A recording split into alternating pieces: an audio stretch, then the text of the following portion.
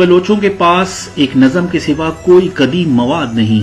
اس نظم میں آیا ہے کہ وہ امیر حمزہ رضی اللہ تعالی عنہ کی اولاد ہیں اور حلب سے آئے ہیں۔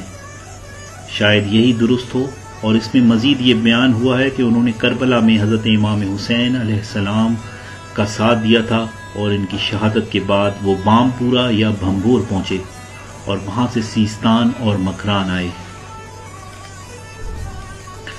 بلوچوں کا دعویٰ ہے کہ انہوں نے نہ صرف کربلا میں حضرت امام حسین کا ساتھ دیا، بلکہ ان دنوں جبکہ رسول اللہ صلی اللہ علیہ وآلہ وسلم مکہ میں بے یار و مددگار تھے، تو بلوچوں نے اپنے قبائل سے 5 بہادر منتخب کر کے رسول اللہ صلی اللہ علیہ وآلہ وسلم کی حفاظت کے لیے بھیجے۔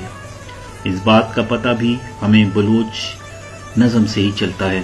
فردوسی نے شاہ نامے میں 3 بادشاہوں کے عہد میں بلوچوں کا ذکر کیا ہے۔ اول کے خسرو، دوم زرکس اور سوم نوشیرواں۔ عہد کے خسرو جو کہ 532 کافمیم کے آس پاس ہے۔ بلوچ بحر خزر کے جنوبی ساحلی علاقے اور کوہ البرز کے دامن میں رہتے تھے۔ ان میں جو تھوڑے متمدن ہو گئے وہ حکومت اور فوجی خدمت کرنے لگے۔ زرکس کے عہد میں بلوچ ایرانی بادشاہوں کے دربار میں اعلیٰ عہدوں پر فائز رہے، لیکن بعد میں بلوچ ایرانی بادشاہوں کے لیے خطرہ بن گئے۔ اس لیے انہوں نے نہایت بے دردی سے ان کے خلاف جو مہم بھیجی تھی، اس کا تذکرہ فردوسی نے شاہ نامے میں بڑی تفصیل سے کیا ہے۔ گمان ہے کہ اس مہم کے نتیجے میں بلوچوں کی قوت اس علاقے میں ٹوٹ گئی اور مجبوراً جنوب و مشرق کے پہاڑوں میں جا کر رہنے لگے۔ لیکن ڈیمز نے اپنی کتاب دی بلوچ ریس اور گینگو وسکی نے اپنی کتاب پیپل آف پاکستان میں قیاس کیا ہے کہ سفید ہنوں کی یورش کی وجہ سے بلوچوں نے بحر خزر کے جنوبی پہاڑوں سے کرمان کی طرف کوچ کیا۔ بہرحال اس سلسلے میں کوئی بات وثوق سے نہیں کی جاتی کہ کرمان کے بلوچ خانہ بدوشوں کا ذکر عرب سیاحوں، مورخوں اور جغرافیہ نویسوں نے بھی کیا ہے۔ ڈیمز نے بلوچوں کی ہجرت کے بارے میں اپنی کتاب دی بلوچ ریس میں لکھا، یہ بات قرین قیاس ہے کہ بلوچوں نے 2 مرتبہ نقل مکانی کی ہے، اور دونوں بار ہجرت کی وجہ سے ایک بڑے علاقے میں نئے فاتحوں کی پیش قدمی تھی۔ پہلی ہجرت اس وقت ہوئی جب فارس میں سلجوکیوں کے ہاتھوں ویلمی اور غزنوی طاقتوں کا خاتمہ ہوا۔ اس موقع پر یہ لوگ کرمان چھوڑ کر سیستان اور مغربی مکران کے علاقوں میں آ کر آباد ہوئے۔ دوسری بار انہوں نے اس علاقے کو چھوڑ کر مشرقی مکران اور سندھ کا رخ کیا۔ یہ ہجرت چنگیز خان کے حملوں اور جلال الدین منگول کی وجہ سے ہوئی۔ دوسری ہجرت کے نتیجے میں انہوں نے پہلی بار وادی سندھ میں قدم رکھا، جس سے ان کے لیے تیسری اور آخری ہجرت کا راستہ ہموار ہوا، اور اس سے آخری ہجرت نے ان کے بڑے حصے کو ہندوستان کے میدانی علاقوں میں منتشر کر دیا۔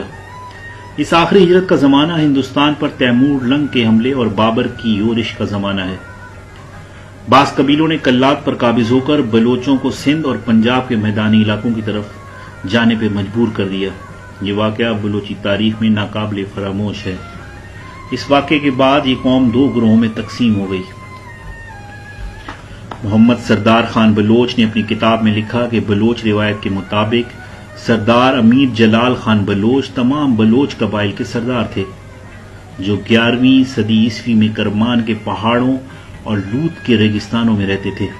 بلوچوں کی مقبول عام روایت اسی سردار کے عہد سے شروع ہوتی ہے۔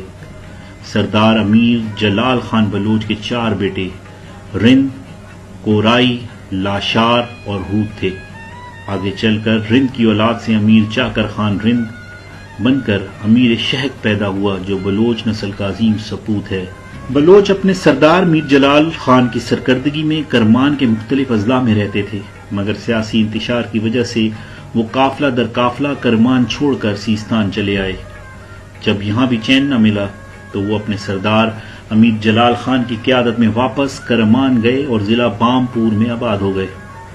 پھر سردار جلال خان نے اپنے 44 قبیلوں کو لے کر مکران کی طرف بڑھا اور یوں مکران کو بلوچستان کا نام دیا۔ اس کی آمد سے پہلے مکران پر مغول حکومت کرتے تھے۔ بلوچ سردار نے شکست دی، جس سے مقامی آبادی کی وفاداریاں بھی انہیں آسانی سے میسر ہو گئیں، کیونکہ مقامی لوگ مغول کے ظلم و ستم سے تنگ آ چکے تھے۔ 15ویں صدی عیسوی میں بلوچوں کے 2 قبیلوں رندو لاشار سات وسطی بلوچستان کی طرف بڑھے. جو لوگ ان کے مقابلے پر تھے یا تو وہ قتل کر دیے گئے یا انہوں نے اطاعت قبول کر لی. آخر میر چاکر خان رند کے عہد میں سارا بلوچستان بلوچوں کے قبضے میں آ گیا. وہاں ان کی حکومت قائم ہو گئی. میر چاکر خان رند ایک عظیم بلوچ تھے. انہوں نے خزدار فتح کیا، درہ مولا پر قبضہ کیا، کچی کے میدانی علاقوں کو فتح کیا، درہ بولان پر قبضہ کیا اور ڈھاہاڑ پر قبضہ کر کے بعد سبی کو فتح کیا. اس کے بعد قبائلی حسد کی وجہ سے رند و لاشاریوں میں جنگ چھڑ گئی جو 30 سال تک جاری رہی. ان دونوں قبائل کی جنگ نے بھی کئی داستانوں کو جنم دیا. اس جنگ کا نتیجہ یہ نکلا کہ کئی بلوچ قبائل سندھ اور پنجاب میں ہجرت کرنے پر مجبور ہو گئے اور بلوچ منتشر ہو گئے، جس میں بلوچوں کا بہت نقصان ہوا. بلوچوں کا ذکر شہنشاہ بابر کی خودنوش تز کے بابری اور شہنشاہ ہمایوں کی بہن گلبدن بیگم کی تحریر کردہ ہمایوں نامے میں بھی موجود ہے. شہنشاہ بابر نے لکھا کہ میں نے حیدر علمدار کو بلوچوں کی طرف بھیجا. بھیرے اور خوشاب سے دوسرے دن بلوچ گھوڑے کی ڈالی لے کر آئے اور اطاعت کا وعدہ کیا.